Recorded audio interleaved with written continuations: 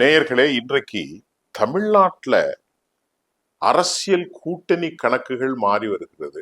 நீங்க கேட்கலாம், அரசியல் கூட்டணிகள் மாறுகிறதா? இப்பதானப்பா தேர்தல் முடிஞ்சிருக்கு, அதுக்கடையில என்ன தேர்தல் அப்படின்னு நீங்க கேட்கலாம். அதுக்கு நான் பதில் சொல்றேன். என்னன்னா, வேற ஒண்ணு இல்லைங்க.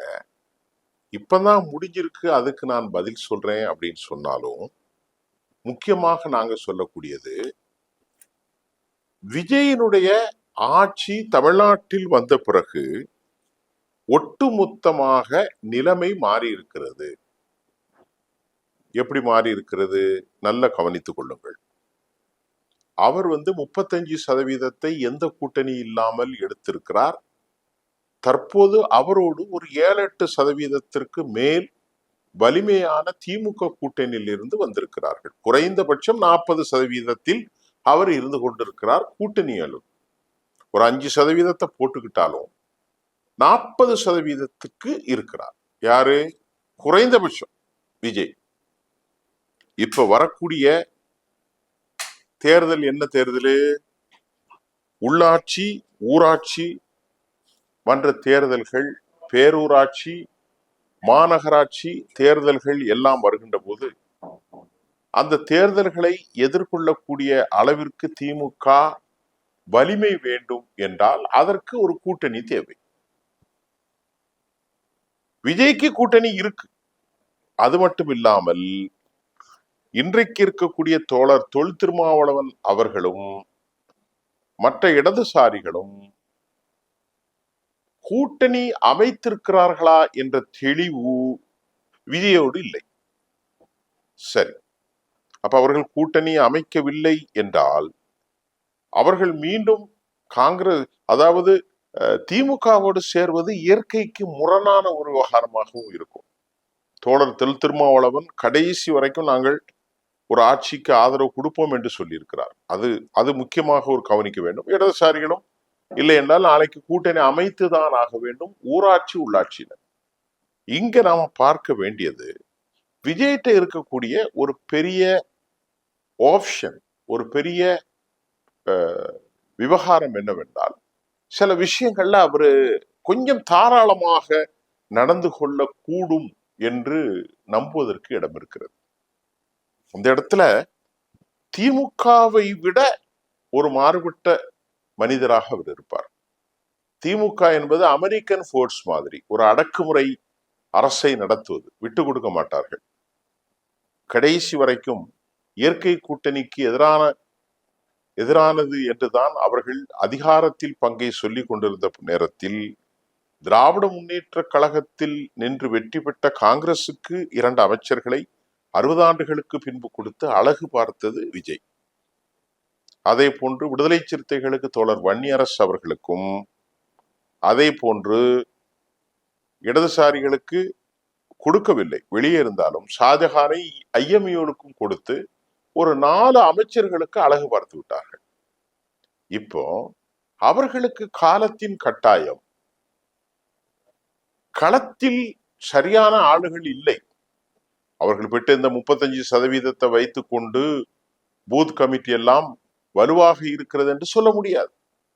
ஆகவேதான் அவர்களுக்கு கூட்டணி பலம் இன்னும் அவசியம்.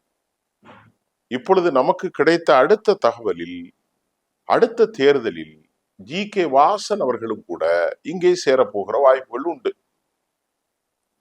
இப்போது அதிமுகவில் இணைந்திருக்கக்கூடிய எம்.ஆர். விஜயபாஸ்கர், சி. விஜயபாஸ்கர், இப்படி ஏராளமானவர், அம்பாசமுத்திரத்தில் இசைக்கிரி சுப்பையா, இவர்களெல்லாம் களத்திலே நின்று பணியாற்றக்கூடியவர்கள். இந்த 3 பேரையுமே நீங்கள் பாருங்கள். இப்ப சி.வி. சண்முகம் கூட சேரப்போகிறார். இதையெல்லாம் ஒவ்வொரு கட்சிகளை போன்று அந்தந்த பிராந்தியங்களில், அந்தந்த இடங்களில் அவர்களுக்கு ஸ்ட்ராங்கா இருக்கும். இதையெல்லாம் கணக்கு போட்டு தங்களிடத்தில் இருக்கும் 206வது இடத்தை சட்டமன்றத்தில் இடைத்தேர்தலில் வெற்றி பெற்று பலத்தை உயர்த்துவதற்கு விஜய் முயற்சி செய்கிறார்.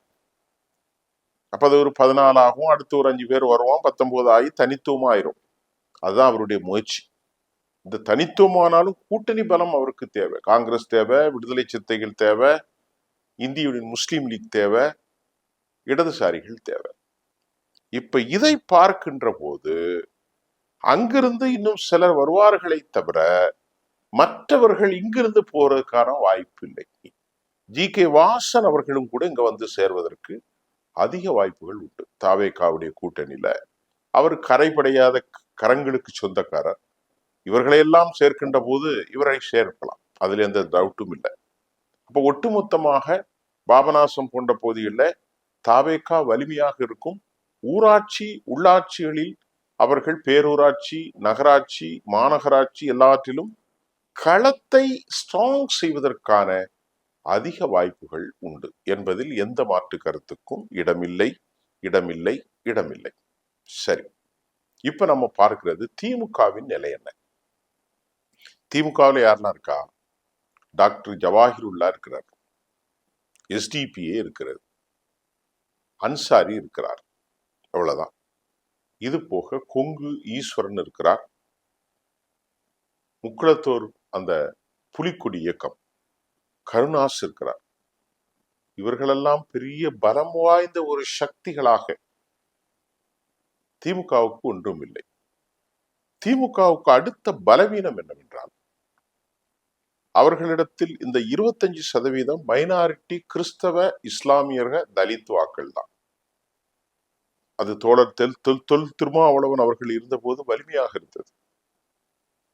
இப்ப அந்த விஷயத்திலே தலித் வாக்குகள் இளைஞர்கள் கொஞ்சம் கவர்ந்திருக்கிறார்னு சொன்னால் அதில் சில உண்மை இருக்கும். எல்லா இளைஞர்களும் போயிருக்கிறார்கள், தலித்துகள் மட்டுமல்ல, கிறிஸ்தவர்களும் போயிருக்கலாம், இஸ்லாமிய இளைஞர்களும் போயிருக்கிறார்கள். ஆகவே நாம் அதை ஒரு நிரந்தரமாக சொல்ல முடியாது, அது ஒரு சினிமா கவர்ச்சி.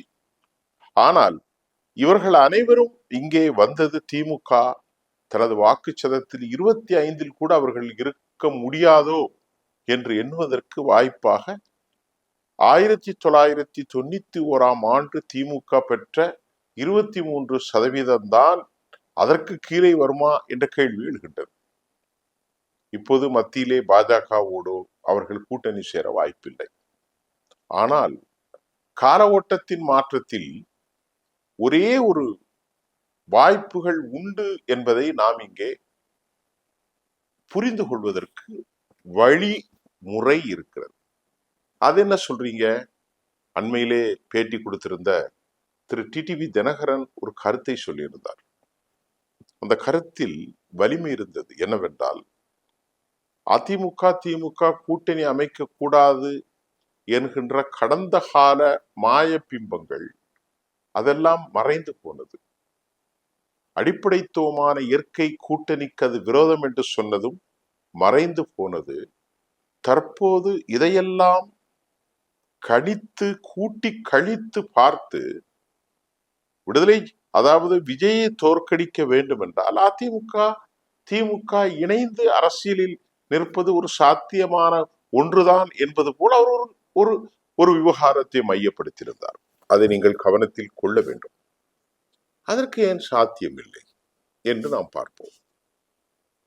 1997 பெரியாரோடு அண்ணாவோடு நெருக்கமாக இருந்து திராவிட தேசியம், ஜஸ்டிஸ் பார்ட்டி இவற்றெல்லாம் அனுபவம் பெற்ற பெரும் கதாசிரியர் டாக்டர் கலைஞர் கருணாநிதி அதற்கு பிறகு மிக கடுமையாக சனாதன தர்மத்தையும் எல்லாம், அதற்கு போக கோல்வார்கர் சாவர்கர் சித்தாந்தமும் திராவிட தேசியலும் தமிழ் தேசியமும் ஒருபோதும் ஒன்றிணையாது. அதனுடைய மூல கர்த்தாவாக பெரியாருடைய சீடர்கள் ஒருவராக இருந்த திரு கருணாநிதியால் முரசொலி மாறன் கொடுக்கப்பட்ட ஒரு டைரக்ஷனில் திமுக கழகம் பாஜகவோடு இணைந்து அரசாட்சியில் பங்கு பெற்றிருக்கிற போது ஒரே கொள்கை கொண்ட அதிமுக திமுக கூட்டணியை அமைக்க முடியாது என்று நாம் எப்படி சொல்ல முடியும்? ஒரு கேள்வி வருமல்ல, வருமா இல்லையா? வரும். எடப்பாடி பழனிசாமி ஒண்ணுமே இல்லை, கட்சியை விட்டு நிறைய பேர் வெளியேட்டாங்க. இப்ப அவரை பொறுத்தவர் என்னன்னா, எவன் போனாலும் பிரச்சனை இல்லை. அவருடைய கதை என்னவென்றால், வந்த மாடை கெட்டுவரும் இல்லை, போன மாட்டை தேடுவோரும் இல்லை. அதாவது மாட்டு தொழுவத்துக்கு ஒரு மாடு வருது, அதை பிடிச்சி கெட்டணுமே அப்படிங்கிற ஒரு நிலைமையும் எடப்பாடிக்கு இல்லை. தொழுவத்திலிருந்து போய் 10 நாள் ஆச்சு, மாடு வெளியே போச்சே, தண்ணி குடிச்சுதா, புல்லு திண்டுதா, எவனாவது கடத்திட்டு போயிட்டானா, இத பத்தி கேட்பதற்கும் எடப்பாடிக்கு கவலை இல்லை. அவர் அவர் ஒரு விதமான அரசியல்ல போயிட்டு, நான் அதிமுகவின் தலைவன், பொதுச் செயலாளர் என்ற ஒரு கோதாவிலே இருந்து கொண்டிருக்கிறார் தவிர அவருக்கு எதை பத்தியும் கொஞ்சம் கூட அக்கறையும் இல்லை, கவலையும் இல்லை. இப்போ அவருக்கு என்னன்னா, அந்த கோதாவில திமுகவோடு இணைந்து பயணிப்பது, நீரடிச்சு நீர் விலகாது என்ற வார்த்தைகளை பயன்படுத்துவது, மூல அண்ணாவின் கட்சி அல்லவா திமுக, அவற்றில் இடையில் ஏற்பட்ட மாறுதலுக்கு புரட்சி தலைவரும் இல்லை, பேரறிஞர் அண்ணாவும் இல்லை, புரட்சி தலைவி அம்மா அவர்களும் இல்லை, கலைஞர் கருணாநிதியும் இல்லாத போது நாங்கள் புதியுகத்தை தமிழ்நாட்டில் இருக்கும் மாய சக்தியை மாற்றுவதற்கு, தீய சக்தி அல்ல, மாய சக்தியை மாற்ற வேண்டும் என்ற காலத்தின் கட்டாயம், சூரிய ஒளியிலே இந்த உலகம் எழுச்சி பெறும். அந்த எழுச்சியின் பால் செடிகள், கொடிகள், மரம் எல்லாம் தளிர்த்து துளிர்த்து அழகாகும். அந்த நிலையில் இப்போது நாங்கள் என்ன செய்ய போகிறோம்? ஒன்றிணைய போகிறோம். அண்ணா கண்ட கழகத்தில் சொன்னா அதுக்கு வாய்ப்பு இருக்கானா? மூத்த பத்திரிகையாளர் சொல்கிறார், ஆம் வாய்ப்பு இருக்கிறது. நேற்று கூட பேசியிருந்தாரு. அவர் பேரை சொல்றதுக்கும் நமக்கு ஒன்றும் பிரச்சனை இல்லை, இருந்தாலும் பரவாயில்ல. அவர் ரொம்ப அழகா சொல்லியிருந்தார். அப்படி சேர்வதற்கு வாய்ப்பு இருக்கிற போது தமிழ்நாட்டில் களம் மாறும். அதிமுக ஒரு பக்கம், திராவிட முன்னேற்ற கழகம் ஒரு கூட்டணி, விஜயோடு இந்த கூட்டணி வருவதற்கு அதிக வாய்ப்புகள் இருக்கிறது என்பது இது காலத்தின் கட்டாயமாகவும் இருக்கும். இது தவிர்க்க முடியாத ஒன்றாகவும் மாறி போகும். அந்த இடத்தில் பாஜகவும் கூட ஒட்டி கொள்ள வாய்ப்பு உண்டு. திமுக கழகம் இருக்கும் இடத்தில் மதவாதம் இருக்காது என்று தன் தந்தை எதே செய்தியை சொன்னாரோ அதே செய்தியை சொல்லலாம். இதை தாண்டி கொங்கு மண்டலத்தில் ஒரு புதிய பிளேயராக அண்ணாமலை இருக்கிறார். வி த லீடர்ஸ், இந்த ஆர்கனைசேஷனுடைய முதற் கூட்டம் நடந்து முடிந்தது. அதிகபட்சமாக தேவையில்லாத ரெட்டோரிக் சுலவாளர்களை பயன்படுத்தி வெறுப்பினை ஏற்படுத்தி விடக்கூடாது என்பதில் அவர் கவனம் செலுத்துகிறார். ஆகவே அவற்றில் இப்போது ஒரு மாறுபடும் அரசியல் களச்சூழல் ஏற்பட அதிக வாய்ப்பு உள்ளது. கொஞ்சம் பொறுத்து பார்ப்போம். இன்னைக்கு தமிழ்நாட்டில் செய்தியில வறட்சி இருக்கிறதுனால நாம் இந்த செய்தியை தாரோம். இது போன்ற செய்திகள் ஒரு யூகமாக வரும். ஏனென்றால் ஊராட்சி, உள்ளாட்சி, நகர்ப்புறம், பேரூராட்சி, மாநகராட்சி இது அதிகாரத்தை மையப்படுத்தும், கிராம பஞ்சாயத்து வரைக்கும். அதனால காதர் மைதீன் போன்றவர்கள், அதே போன்று விடுதலை சிறுத்தைகள், இந்திய தேசிய காங்கிரஸ், அதே மாதிரி இடதுசாரிகள் எல்லோருமே நெருப்பி எங்களுக்கு என்னென்ன இத்தனை சதவீத இடம் வேணும் என்று கேட்க போகிறார்கள். வந்தவர்களுக்கு மாநகராட்சியிலே மேயர்களாக நிறுத்தி அழகு பார்க்க வேண்டிய சூழல் இருக்கிறது. ஏராளமான பேர் வந்து விட்டார்கள் அல்லவா? ஒரு மாநிலத்தில் ஒரு மாவட்டத்தில் மேயர் ஆக்குவாங்க, ஒரு நகராட்சி தலைவராக ஆக்குவாங்க, உள்ளாட்சி ஊராட்சி பிரதிநிதிகளாக ஆக்குவாங்க. ஆக இன்னைக்கு மாறி வரும் கலச்சூழல் தமிழ்நாட்டில் இதைத்தான் சொல்ல போகிறது. அடுத்த செய்தியில் சந்திப்போம். நன்றி.